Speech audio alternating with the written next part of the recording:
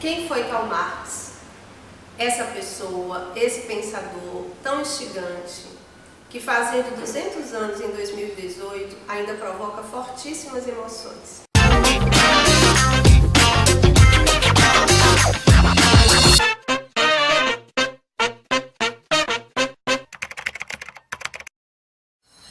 Nos últimos 150 anos, talvez sem dúvida, um dos pensadores mais importantes, se não o mais importante, que mais influenciou a humanidade, tanto do ponto de vista intelectual quanto do ponto de vista da ação política, foi Karl Marx, que esse ano, agora no dia 5 de maio, nós comemoramos o bicentenário de seu nascimento.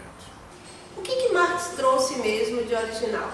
Não foi o reconhecimento de que a injustiça provoca indignação. A injustiça, a exploração de uns homens sobre outros, de uma parte da humanidade sobre outra, sempre causou rebeliões, sempre causou reflexões. Então, o que tem de realmente original em Marx? O fato de que ele forneceu, de modo rigoroso, analítico, conceitual, um diagnóstico da exploração de uns sobre os outros, da opressão de uns sobre os outros. É interessante nós compreendermos que até antes de Marx, por exemplo, as relações econômicas se reduziam à análise de juros, aluguel, renda, comércio, etc.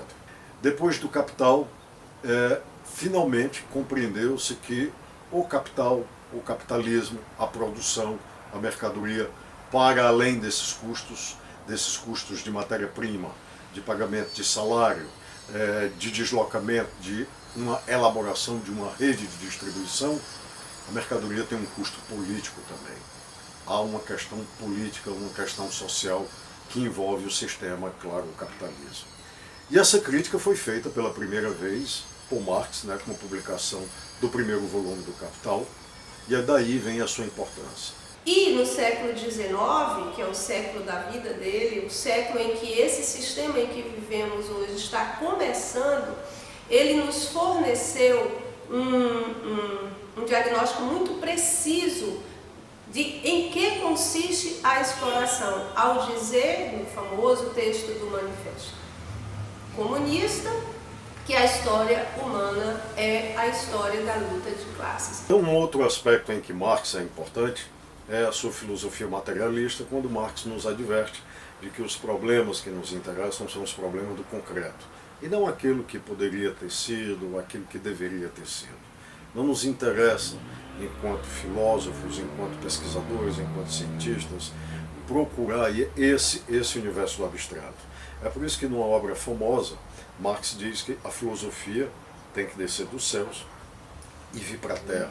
É quando ele afirma que os filósofos até agora se limitaram a interpretar o mundo, é necessário transformá-los. Isso quer dizer o quê? Que a filosofia tem que resolver os problemas do concreto, os problemas que os homens têm todo dia. Marx analisará aquilo que efetivamente ocorreu a fim de identificar o surgimento do capitalismo, que ele data como do século XVI, e, claro, o seu significado, o seu desenvolvimento.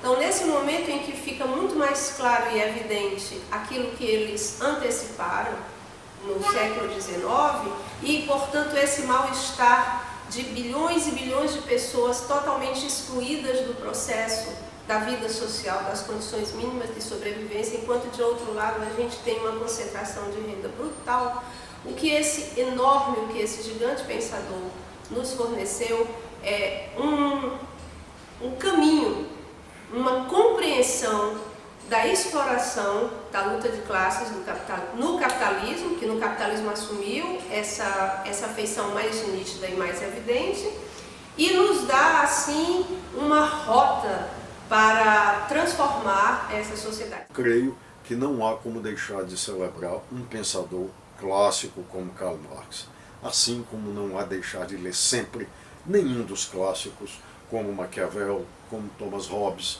como Baruch Spinoza, como Jean-Jacques Rousseau, como Hegel. Então, se Marx continua vivo, é porque a sociedade capitalista, exploradora, continua ainda mais viva. E se ele nos deu esse diagnóstico, ele também fez outra coisa genial. ele universalizou a resistência. Ele diz trabalhadores de todo mundo univos. E hoje, quando sabemos que não se trata mais apenas daquela velha classe proletária, é como se disséssemos militantes do comum, todas as pessoas que se sentem exploradas, onde identifiquemos relações de exploração, em quaisquer lugar onde estejam sendo atingidos os direitos de grupos, de pessoas, de minorias, de mulheres, de negros, pobres, quilombolas, indígenas, trabalhadores, trabalhadoras, a luta tem que continuar. Então se trata de transformar o mundo para um futuro comum. Portanto, vivos fossem, Marx e Engels estariam dizendo que no Brasil hoje a causa comum de todos nós é Lula livre.